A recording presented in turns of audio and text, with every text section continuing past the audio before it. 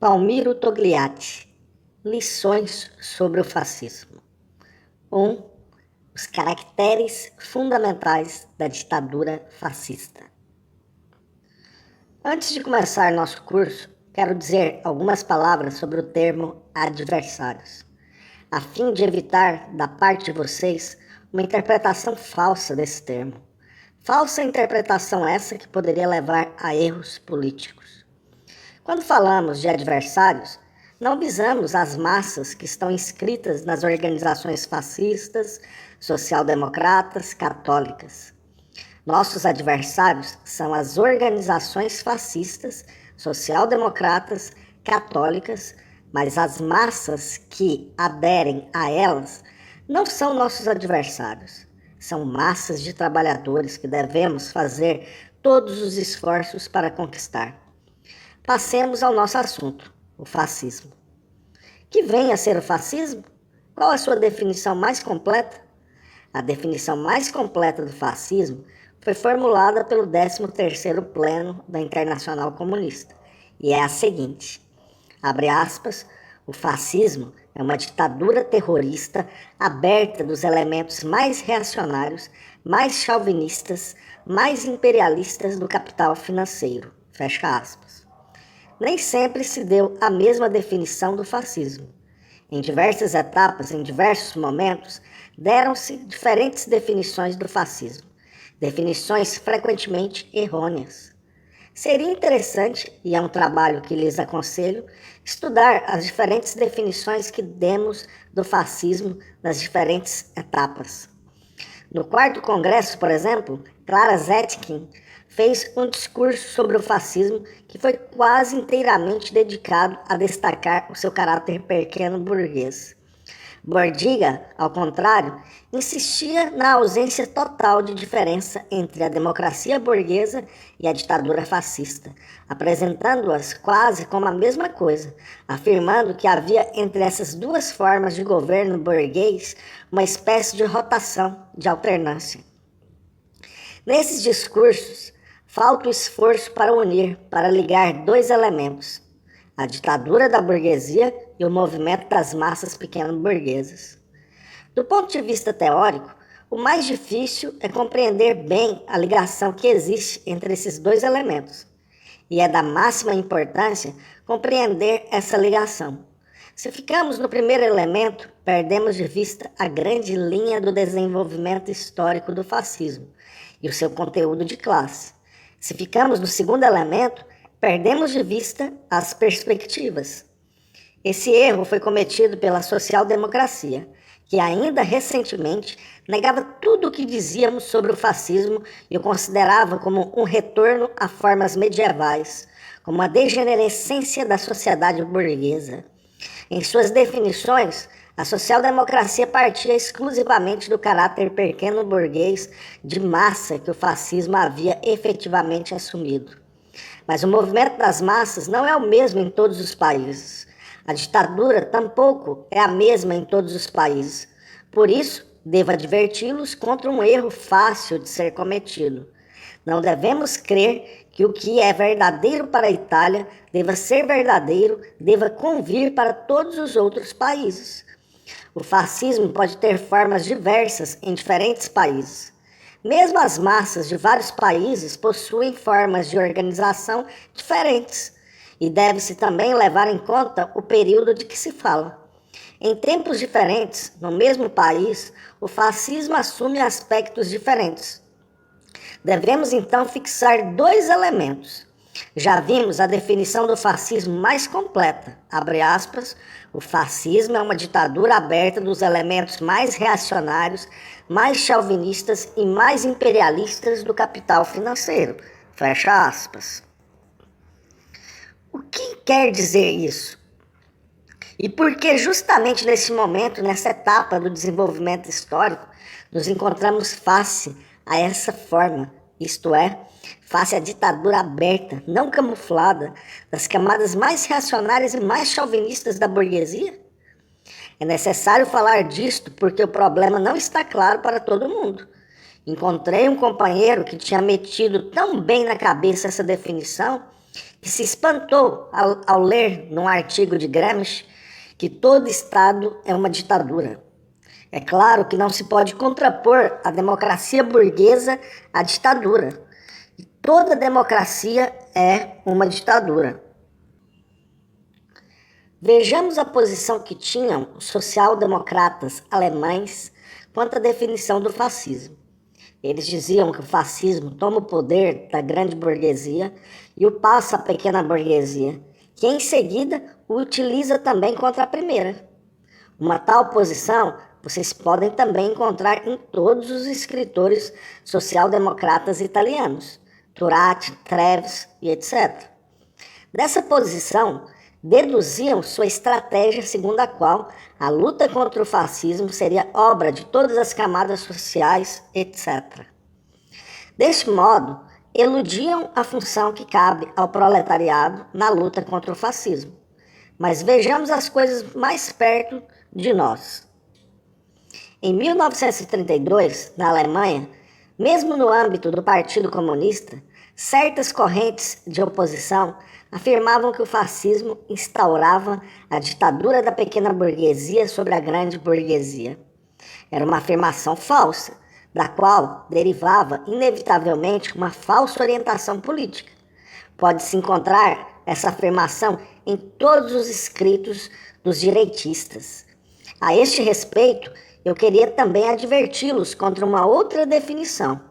Cuidado quando ouvirem falar do fascismo como bonapartismo. Essa afirmação, que é o cavalo de batalha do trotskismo, é tirada de certas afirmações de Marx no 18 Brumário, etc., e de Engels. Mas as análises de Marx e Engels, se eram boas para aquele tempo, para a época do desenvolvimento do capitalismo, tornam-se falsas se aplicadas mecanicamente hoje, no período do imperialismo. Que resulta dessa definição do fascismo como bonapartismo? A consequência é que não é a burguesia quem dirige, e sim Mussolini, e sim os generais, que arrebatarão o poder, inclusive a burguesia. Recordem a definição que Trotsky deu ao governo de Brüning, governo bonapartista. É uma concepção que os trotskistas sempre tiveram do fascismo. Qual a sua raiz?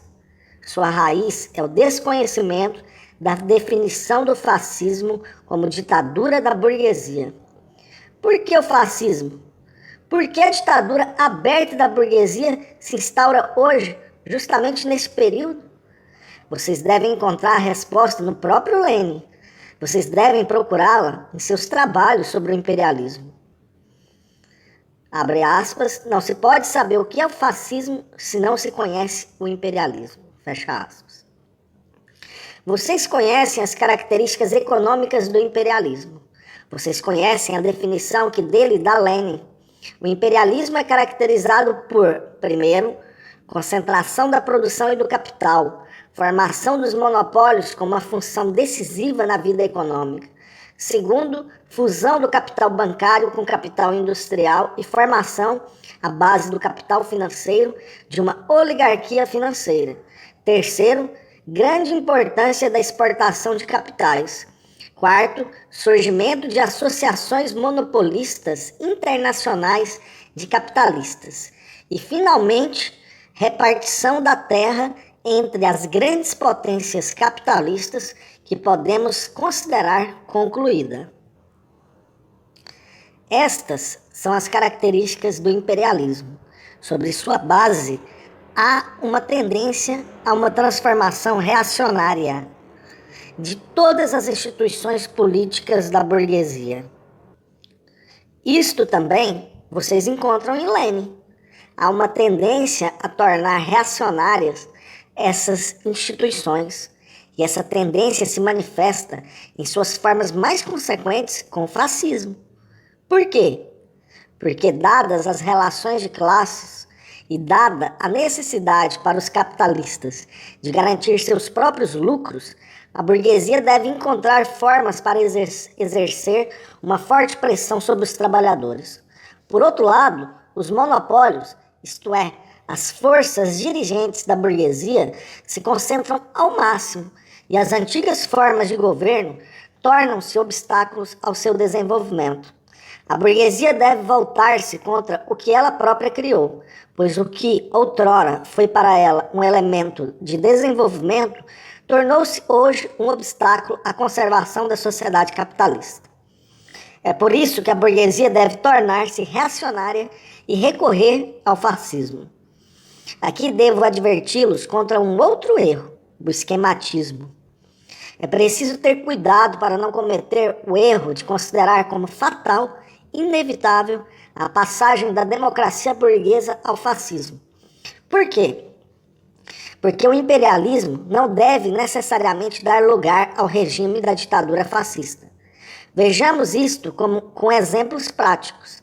A Inglaterra, embora sendo um grande Estado imperialista, possui um regime democrático parlamentar, embora não se possa afirmar que aí não existem traços reacionários. Vejamos a França, os Estados Unidos e outros países, onde encontramos as tendências à forma fascista de sociedade, mas as formas parlamentares ainda existem. Essa tendência à forma fascista de governo existe em toda parte, mas isso não quer dizer ainda que em toda parte se deva chegar necessariamente ao fascismo. Formulando uma tal afirmação, cometeríamos um erro esquemático, pois estaríamos afirmando uma coisa que não existe na realidade e cometeríamos ao mesmo tempo um grande erro político, na medida em que não veríamos que as probabilidades de instauração de uma ditadura fascista estão ligadas ao grau de combatividade da classe operária e à sua capacidade de defender as instituições democráticas. Quando o proletariado não o quer, é difícil derrubar essas instituições. Essa luta pela defesa das instituições democráticas se amplia e se transforma em luta pelo poder. Este é o primeiro elemento a esclarecer, quando definimos o fascismo. O segundo elemento consiste no caráter das organizações do fascismo, com base de massa. Muitas vezes o termo fascismo é empregado de uma maneira imprecisa, como sinônimo de reação, terror, etc. Isto não é justo. O fascismo não significa apenas a luta contra a democracia burguesa. Não podemos empregar essa expressão apenas quando estamos em presença dessa luta. Devemos empregá-la apenas quando a luta contra a classe operária se desenvolve sobre uma nova base de massa de caráter pequeno burguês, como vemos na Alemanha, na França, na Inglaterra, por toda parte onde existe um fascismo típico. A ditadura fascista se esforça, assim, por ter um movimento de massa, organizando a burguesia e a pequena burguesia. É muito difícil ligar esses dois momentos. É muito difícil não destacar um em detrimento do outro. Por exemplo, no período de desenvolvimento do fascismo italiano, antes da marcha sobre Roma, o partido ignorou este importante problema: entravar a conquista das massas pequeno-burgueses descontentes pela grande burguesia.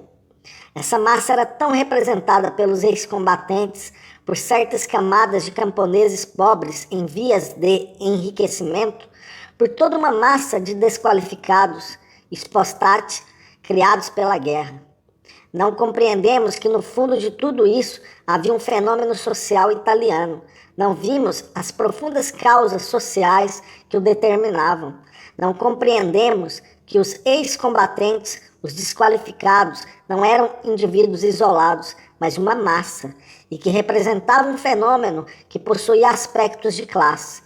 Não compreendemos que não se podia simplesmente mandá-los para o diabo. Assim, por exemplo, os desqualificados que durante a guerra tinham tido uma função de comando, ao voltarem à sua terra queriam continuar a comandar, criticavam o poder existente e colocavam toda uma série de problemas que devíamos ter levado em consideração. Era dever nosso conquistar uma parte dessa massa, neutralizar a outra parte, para impedir que se tornasse uma massa de manobra da burguesia, mas ignoramos essas tarefas. Este foi um de nossos erros. erro que também se repetiu depois, ao ignorarmos a mudança das camadas intermediárias, no sentido de criar na pequena burguesia correntes que podem ser exploradas pela burguesia contra a classe operária. Nosso outro erro foi o de nem sempre ter destacado exatamente o caráter de classe da ditadura fascista. Destacamos o fato de que a ditadura do fascismo se devia à fraqueza do capitalismo. Um discurso de Bordiga assinalou fortemente o papel que tiveram na criação do fascismo os elementos mais fracos do capitalismo, os proprietários rurais. Partindo daí, deduzia-se que o fascismo é um regime próprio aos países de economia capitalista fraca. Esse novo erro de nossa parte se explica parcialmente pelo fato de termos sido os primeiros a nos defrontar com o fascismo. Depois vimos como o fascismo se desenvolveu igualmente na Alemanha e etc. Mas ao mesmo tempo, cometíamos também um outro erro. Ao definir o caráter da economia italiana, nos limitávamos a ver quanto se produzia no campo e quanto na cidade. Não levávamos em conta que a Itália é um dos países em que a indústria e as finanças são mais concentradas. Não levávamos em conta que não bastava considerar a parte da agricultura, mas que se devia ver a estrutura orgânica bastante avançada do capitalismo italiano. Era suficiente ver as concentrações, os monopólios, etc., para concluir que o capitalismo italiano não era, afinal de contas, um capitalismo fraco. Não fomos os únicos a cometer este erro. Pode-se afirmar que se trata de um erro generalizado. Na Alemanha, por exemplo, cometeu-se um erro semelhante no julgamento que se fez sobre o desenvolvimento do movimento fascista em 1931. Certos camaradas afirmavam que o fascismo estava vencido, que naquele país o perigo de uma ditadura fascista não existia. Pois um tal perigo não existia para um país tão desenvolvido quanto a Alemanha, no qual as forças operárias eram tão desenvolvidas. Barramos o caminho ao fascismo, diziam eles. Encontram-se algumas alusões a isso, até mesmo em certos discursos do 11º Pleno. Nosso erro foi o mesmo, a subestimação da possibilidade de desenvolvimento do movimento fascista de massa. Em 1932, os mesmos camaradas consideravam que a ditadura fascista, sob o governo de Brüning, já se achava instaurada e que, consequentemente, não se tratava mais de lutar contra o fascismo. Isso também era um erro. Eles viam como fascismo aquilo que era apenas a transformação reacionária das instituições burguesas. Mas o governo de Brüning não era ainda uma ditadura fascista. Faltava-lhe um dos elementos, uma base de massa reacionária que permitisse combater com sucesso a fundo contra o proletariado e assim abrir terreno para a ditadura fascista aberta. Vejam bem, quando nos equivocamos na análise, nos equivocamos também na orientação política. Em ligação com isso, surge ainda um outro problema. A instauração da ditadura fascista é um reforço ou um debilitamento da burguesia? Discutiu-se muito sobre este ponto, especialmente na Alemanha. Certos camaradas cometeram o erro de afirmar que a ditadura fascista era apenas um sinal de enfraquecimento da burguesia. Diziam eles, a burguesia recorre ao fascismo porque não pode governar com os velhos sistemas. E isto é um sinal de fraqueza. É verdade. O fascismo se desenvolve porque as contradições internas chegaram a um tal ponto que a burguesia é obrigada a liquidar as formas da democracia. Deste ponto de vista, quer dizer que nos encontramos diante de uma crise profunda, que se prepara uma crise revolucionária que a burguesia quer enfrentar. Mas ver apenas este aspecto nos leva a cometer o erro de concluir que quanto mais se desenvolve o movimento fascista, mais se torna aguda a crise revolucionária. Os companheiros que faziam um tal raciocínio não viam o segundo elemento, não viam a mobilização da pequena burguesia. E não viam que essa mobilização continha elementos de reforço da burguesia na medida em que ela lhe permitia governar com métodos diferentes dos métodos democráticos. Outro erro consistia em cair no fatalismo. Hadeck exprimiu essa concepção ao dizer que, segundo certos companheiros, a afirmação de Marx de que entre o capitalismo e o socialismo há um período de transição representado pela ditadura do proletariado deveria ser substituída pela afirmação de que entre o capitalismo e o socialismo deve haver o período da ditadura fascista. Chegava-se a perder a perspectiva e acreditar que quando o fascismo está no poder, tudo acabou. Vejam, ao contrário, o que se deu na França. A união das forças da burguesia correspondeu uma concentração das forças do proletariado. O Partido Comunista soube de maneira muito hábil opor uma barreira ao estabelecimento do fascismo. Hoje, na França, o problema do fascismo não se coloca mais como a 6 de fevereiro. Mudou a correlação de forças. O perigo do fascismo não foi afastado, mas se lutou contra o fascismo e, em decorrência disso, a crise da burguesia se agravou. O fascismo se prepara para o contra-ataque, para uma nova ofensiva. Devemos organizar nossas forças para repeli-la. E não podemos compreender o problema se não o colocamos assim, como uma luta de classes, como uma luta entre a burguesia e o proletariado, na qual a oposta para a burguesia é a instauração de sua própria ditadura em sua forma mais aberta, e para o proletariado, a instauração de sua própria ditadura, a qual ele chega lutando pela defesa de todas as suas liberdades democráticas. Por isso é que Bourdieu estava enganado quando perguntava com desprezo: por que devemos lutar pelas liberdades democráticas? Já que, no final de contas, são coisas que no período atual devem ir todas para o diabo. Em 1919, Lenin, polemizando com Bukharin e Piatakov a respeito do programa do partido, já lhe dava uma resposta. Bukharin e Piatakov sustentavam que, como se tinha chegado à fase do imperialismo, não era mais necessário levar em conta no programa as etapas precedentes. Mas Lenin respondia: não, nós ultrapassamos essas etapas, mas isto não quer dizer que as conquistas feitas pela classe operária ao longo dessas etapas sejam desprovidas de valor. O proletariado deve lutar pela defesa de suas conquistas. Nessa luta se reforça a frente de luta pela vitória do proletariado. Vejamos agora um outro problema, a questão da ideologia fascista. Que representa ela nesta luta? Analisando essa ideologia, o que encontramos? De tudo. É uma ideologia eclética, elemento comum a todos os movimentos fascistas. Ela é, de saída por toda parte, a ideologia nacionalista exacerbada. Para a Itália não é preciso falar muito. Na Alemanha, esse elemento é ainda mais forte, pois a Alemanha é uma nação que foi vencida durante a guerra, e o elemento nacionalista era o que mais se prestava para unir as grandes massas.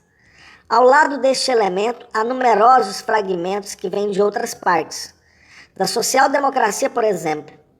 Assim, a ideologia corporativa, a base da qual se encontra o princípio da colaboração de classe, não é uma invenção do fascismo, e sim da social-democracia.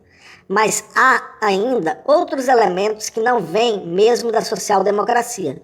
Por exemplo, a concepção do capitalismo, que não é comum a todos os fascismos, mas que se encontra no fascismo italiano, alemão e francês, que consiste em considerar o imperialismo como uma degenerescência que deve ser eliminada, enquanto que a verdadeira economia capitalista é a do período original e, portanto, é preciso voltar às origens. Esta concepção vocês encontram em certas correntes democráticas, por exemplo, em Justiça e Libertà. Não se trata de uma ideologia social-democrata, mas antes de uma ideologia romântica, através da qual se manifesta o esforço da pequena burguesia para fazer voltar atrás o mundo que caminha para o socialismo. Na Itália e na Alemanha, vê-se surgir na ideologia fascista novos conceitos. Na Itália, fala-se de superar o capitalismo, dando-lhe elementos de organização. Aqui aparece novamente o elemento social-democrata, mas plageia-se também o comunismo, os planos, etc. A ideologia fascista contém uma série de elementos heterogêneos. Devemos ter isto presente porque esta característica nos permite compreender para que serve essa ideologia. Ela serve para unificar diversas correntes na luta pela ditadura sobre as massas trabalhadoras e para criar, com este fim, um amplo movimento de massas. A ideologia fascista é um instrumento criado para manter ligados esses elementos. Uma parte da ideologia, a parte nacionalista, serve diariamente à burguesia. A outra serve como elemento de ligação.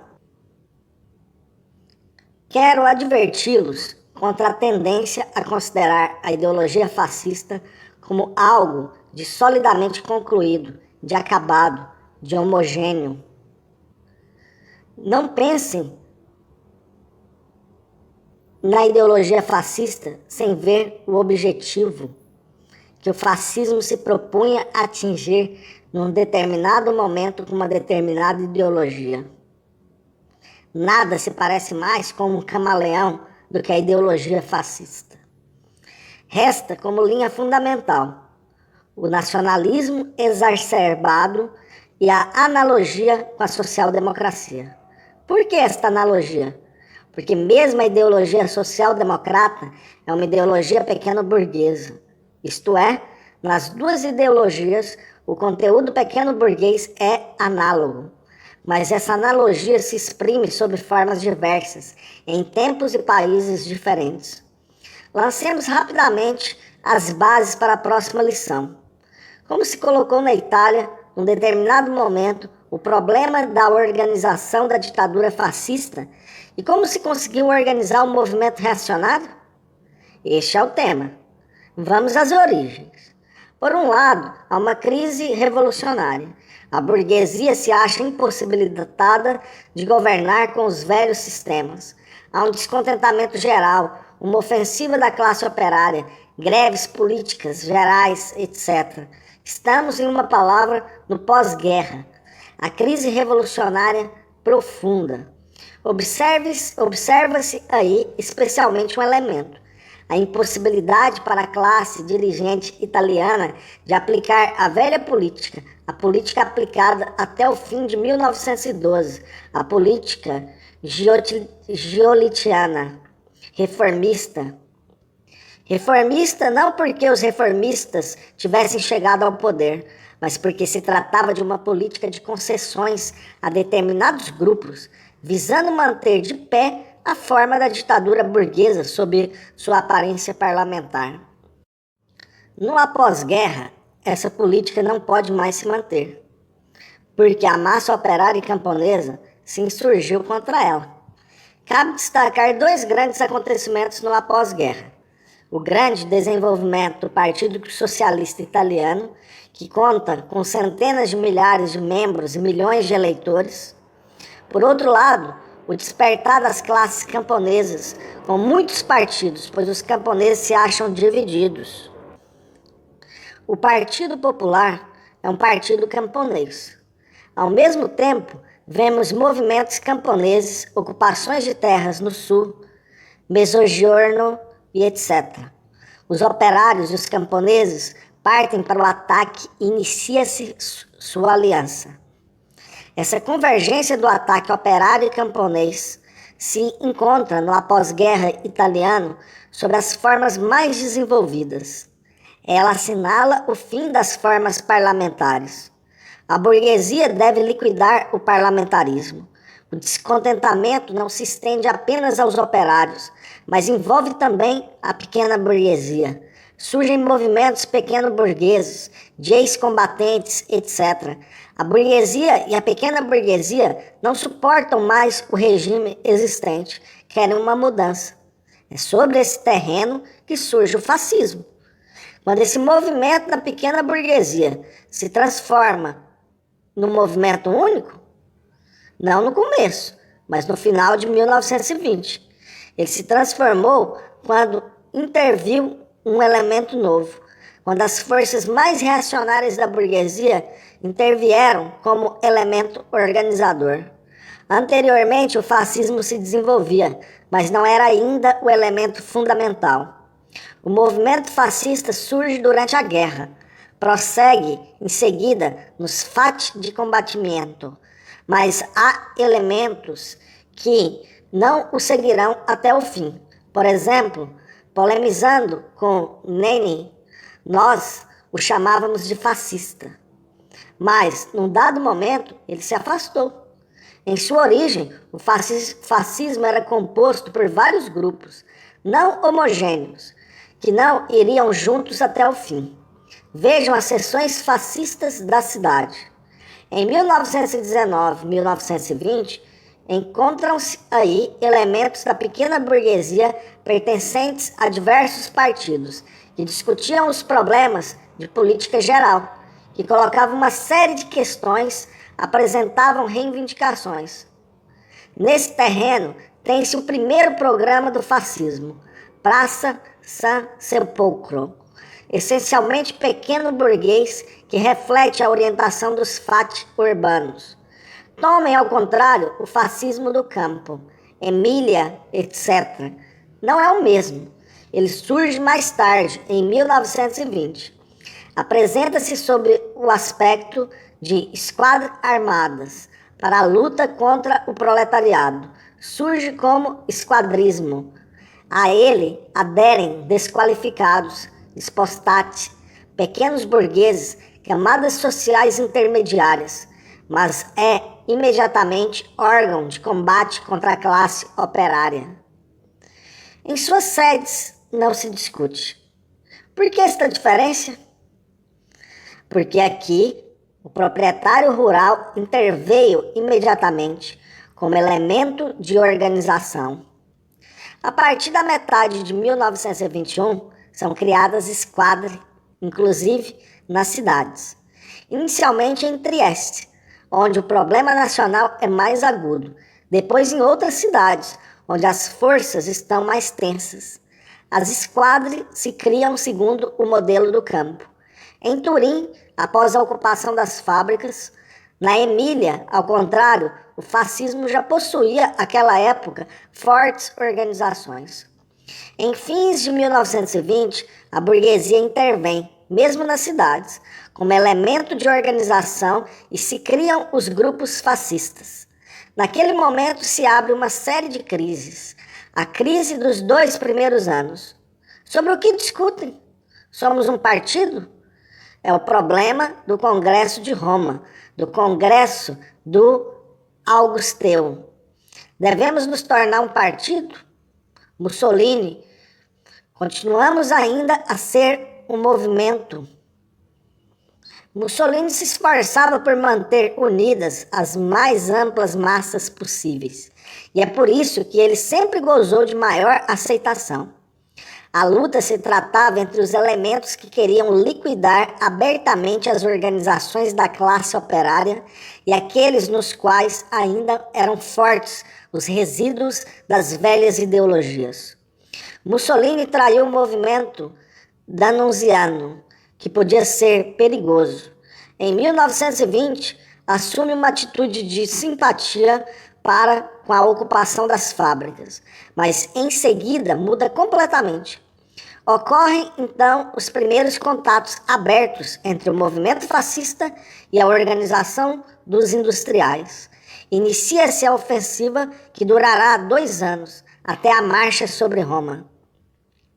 Interviera o elemento de organização. Os proprietários rurais deram a forma de organização esquadrista e os industriais aplicaram-na em seguida nas cidades. Desta análise, pode-se deduzir a justeza do que afirmávamos sobre 2 elementos, sobre as forças da pequena burguesia e sobre o elemento de organização constituído pela grande burguesia. Veremos como os 2 elementos influíram um sobre o outro.